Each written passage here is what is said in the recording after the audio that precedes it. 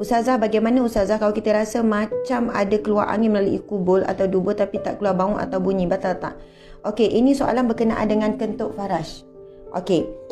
Subhanallah, ini antara soalan yang paling glamour, paling banyak ditanya. A'udzu billahi minasyaitonir rajim. Khususnya daripada wanita. Ia boleh berlaku juga daripada lelaki.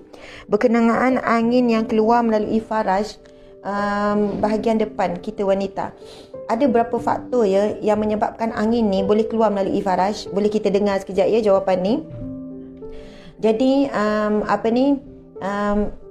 kalau angin keluar daripada belakang, iaitu daripada bahagian kita keluar najis besar, buang air besar, ia melibatkan perut. Ia bersambung dengan perut lah. Angin tu mungkin boleh datang ketika kita makan, membuka mulut, lepas tu pergi ke perut. Dan setiap kali kita makan apa, kita minum air guna straw, memang angin akan masuk sama. Daripada perut tu dia akan keluar melalui jalan belakang. Jalan belakang, iaitu tempat kita buang najis air besar. Tapi apabila melibatkan kentut faraj, kan, keluar angin daripada pintu depan, maka angin itu dia tidak ada kaitan dengan perut. Angin itu dia kemungkinan besar dia masuk daripada bahagian bawah, dia pergi kepada rahim. Sebab air kencing dia berkait dengan pundi kencing. Jadi angin dikatakan tidak ada dalam pundi kencing ataupun keluar melalui pundi kencing, tidak. Dan kita tahu orang perempuan ada 3 lubang. Kita tahu perempuan ada 3 lubang bahagian bawah. Lubang belakang untuk keluarkan najis, buang air besar. Lepas tu daripada yang bersambung pundi kencing untuk keluarkan air kencing. Dan satu lagi lubang yang bersambung dengan rahim. Apabila melakukan hubungan suami isteri, yang berlaku adalah yang berlaku adalah kemasukan melalui lubang yang ketiga tersebut. Kemudian sama juga apabila berlakunya mengeluarkan air mani, kan, suami ataupun lelaki kepada dalam rahim wanita melalui lubang yang ketiga. Jadi dikatakan, kalau kita tengok bidan-bidan apa semua mengatakan, kalaulah perempuan dah kadang orang muda pun dah kena, rahim jatuh, kedudukan tak elok, kemutan tak kuat dan sebagainya bahagian rahim, maka ada kemungkinan besar angin daripada luar tu masuk, dan bila berlaku pergerakan, kita berjalan, kita rukuk, kita sujud, dia akan keluar. Okey, baiklah. Bagi menjawab persoalan ini, adakah batal wuduk, adakah batal solat angin yang keluar daripada faraj? Okey, mari kita rujuk. Okey, alhamdulillah, ada perbincangan ulama berkenaan dengan ni. Antara siapa yang nak merujuk tentang perbincangan ni, boleh juga merujuk kepada Pejabat Mufti Wilayah Persekutuan. Pejabat Mufti Wilayah Persekutuan Al-Kafi 418. Cuba cari Pejabat Mufti Wilayah Persekutuan Al-Kafi 418, angin yang keluar daripada kubul wanita adakah membatalkan wuduk? Okey, baiklah. Soalan yang sama ditanya dan jawapannya adalah isu adakah batal wuduk dengan keluarnya angin daripada faraj atau kemaluan hadapan wanita memiliki khilaf dalam kalangan ulama. Sebahagiannya menganggap sebagian membatalkan wuduk dan sebahagian lain menganggap tidak batal.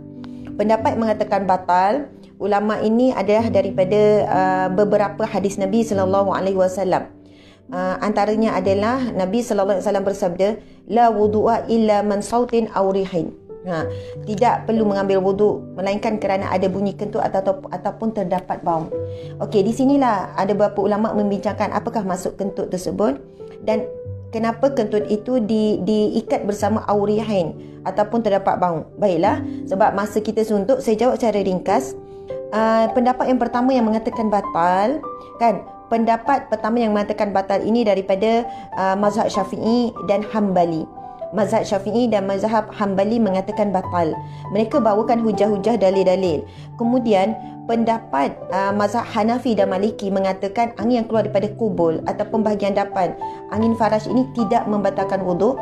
Dan mereka juga membawakan ulama-ulama mazhab Hanafi dan Maliki juga membawakan dalil-dalil yang boleh dipegang, dalil-dalil yang diyakini. Maka bila berlakunya khilaf ulama, ada percanggahan pendapat di kalangan para alim ulama, maka di sinilah ada jalan keluar kepada kita. Masyaqqah, kalau ikut kaedah fiqh, masyaqqah tajibu taisir. Bila ada kesukaran, adanya jalan keluar. Subhanallah. Jadi sahabat-sahabat sekalian, bagi orang yang mungkin dia jarang-jarang, ia bukan satu masalah yang besar bagi dia, dia tak pernah berlaku, maka dia nak mengambil pendapat yang pertama, silakan. Bila berlaku rasa keluar angin daripada bahagian depan, rasa pelup-pelup macam tu kan. Dia macam ni, ada perbezaan. Angin keluar bahagian belakang. Kita kalau rasa nak kentut, tengah solat kita buat apa? Kita tahan kan? Kita tahan sampai hijau lah muka kan? Biru lah. Tahan. Apa hukum menahan kentut ketika solat? Dibenarkan, harus. Sebab memang kita kena jaga supaya tak batal wuduk dan tak batal solat. Yang makruh adalah ketika sebelum solat kita rasa angin nak keluar, yang memang ketara nak keluar tu sampai kita kena tahan. Itu makruh. Sebaiknya kita lepaskan saja dan ambil wuduk balik. Tapi ketika solat kita rasa angin, rasa nak kentut, maka tahanlah sehinggalah habis selesai solat, kita bolehlah lepaskan. Jadi kadang-kadang timbul confuse. Itu pun kena terangkan juga. Kita akan terangkan selepas ini.